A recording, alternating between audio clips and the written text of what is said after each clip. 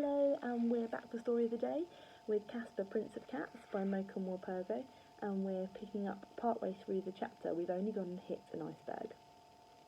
He spoke no English at all, so we conversed in gestures and smiles. We managed to make ourselves well enough understood. Like the rest of them, I was black from head to toe after every shift, but Captain Smith was true to his word. We were all well enough looked after. We had plenty of hot water to wash ourselves clean, we had all the food we could eat, and a warm bunk to sleep in. I didn't go up on deck much. It was a long way up, and when I did have an hour or two off, I found I was just too tired to do anything except sleep. Down there, in the bows of the ship, I didn't know if it was night or day, and I didn't much care either. It was just work, sleep, eat, work, sleep, eat. I was too tired to even dream. When I did go up on deck, I looked out on a moonlit sea or a sunlit sea that was always flat, like a pond shining. I never saw another ship, just wide horizons. Occasionally there were birds soaring over decks, and once, to everyone's excitement, we spotted dozens of leaping dolphins. I'd never known such beauty. Every time I went up on deck, though, I was drawn towards the first-class part of the ship. I'd stay there by the rail for a while, hoping against hope that I might see Elizabeth come walking by with Casper on his lead. But I never saw them. I thought about them, though, as I shovelled and sweated, as I lay in my bunk in between shifts, as I looked over that glassy sea. I kept trying to summon up the courage to climb over the railings and find my way back to their cabin.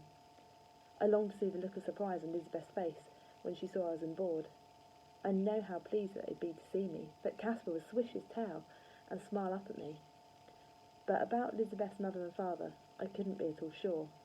The truth is that I still believed they would think badly of me for stowing away, as I had.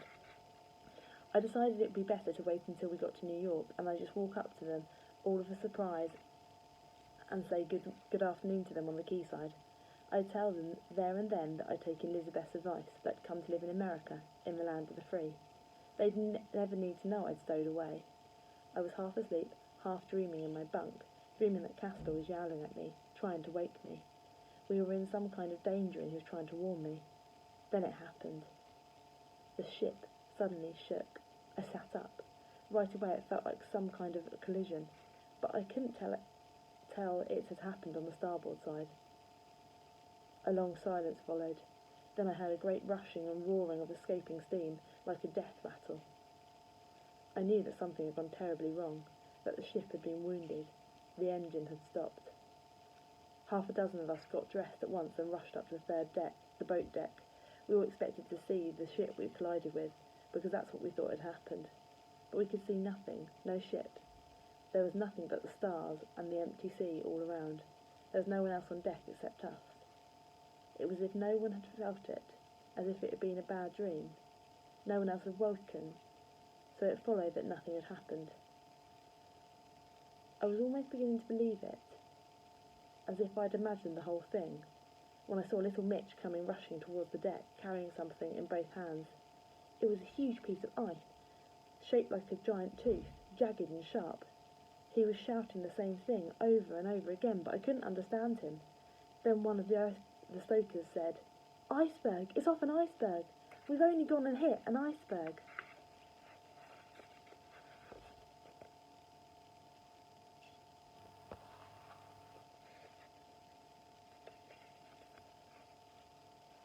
And the next chapter is called Women and Children First. I never saw the iceberg, nor did any of us stokers, but we soon met one of the crew who was there when the ship struck, who had seen it all. He said the iceberg was at least 100 feet high, looming above the ship, and not white like icebergs are supposed to be, but dark, almost black. But it had been a glancing blow, he said. No cause for alarm, no need for panic, and no one was panicking. No one was rushing anywhere. By now, more and more passengers were beginning to appear on deck to find out what was happening, just as we had.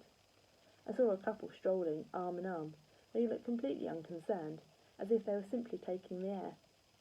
Even after the collision, like everyone on board, they clearly still accepted, as I did, the absolute assumption, and one that had, after all, been confirmed to me in person by Captain Smith himself. The Titanic was unsinkable.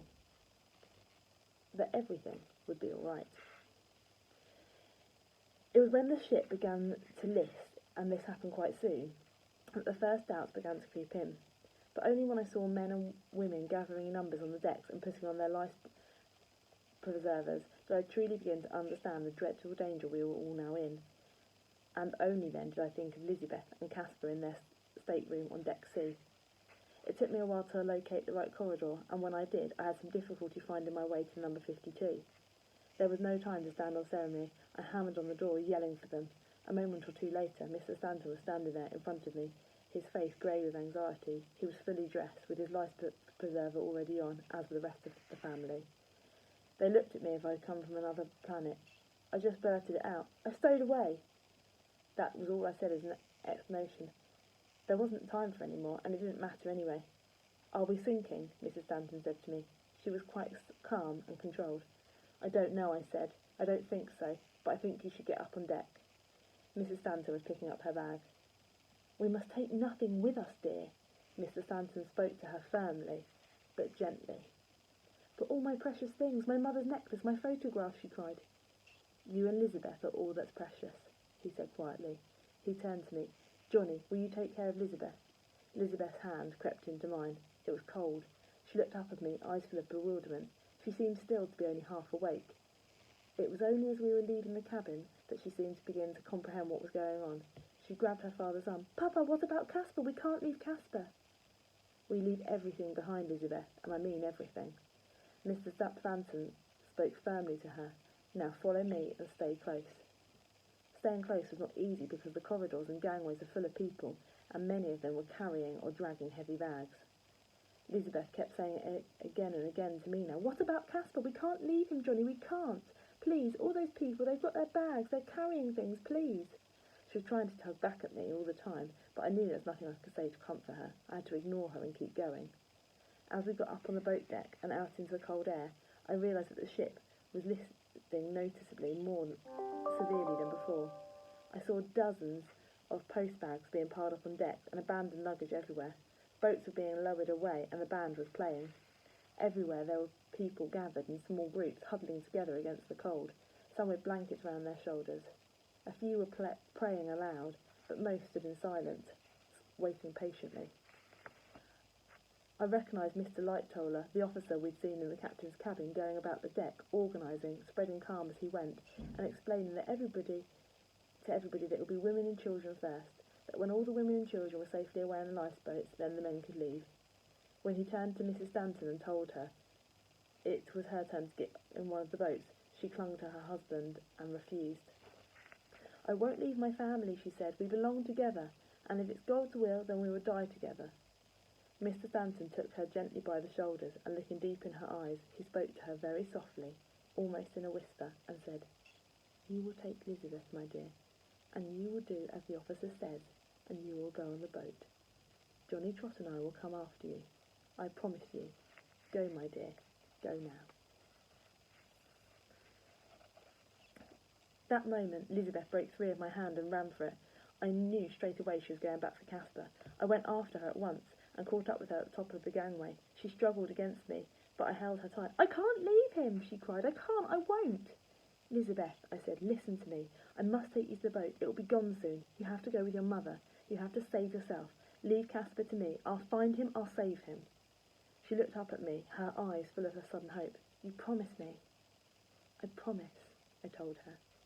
"And you, Johnny, what will happen to you?" "It's all right. There'll be plenty of boats," I said. When we get back to the railings, the lifeboat was nearly full and almost ready to launch, but I could see the crew were having the greatest difficulty lowering it. With the help of Mr. Stanton and the sailor, we helped Lizabeth and her mother into the boat. And tomorrow we will pick up on the other half of that chapter.